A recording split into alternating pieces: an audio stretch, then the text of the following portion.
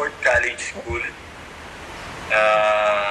Yung first ko is CCP, then I went to Trinity.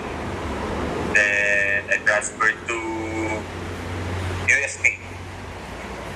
Then after UST, nagkaroon lang ng minor problem. Then I choose to go to San Sebastian first. Pero wala eh. Hindi pala ako talaga para doon. Kasi like that time, like mga 2012 ata yun, hindi ko maalala. Hindi ko lang ma-reflect sa utak ko maayos. Ayun, sa mga 2012 is uso pa yung ano nun eh, yung ipitan ng papers, di ba?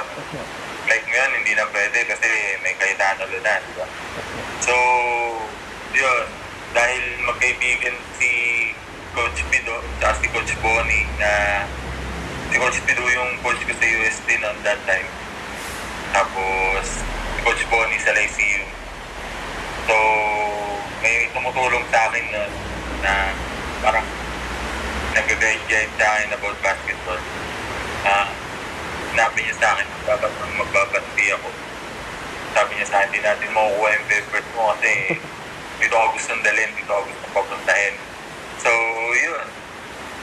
To make the long story short, yun.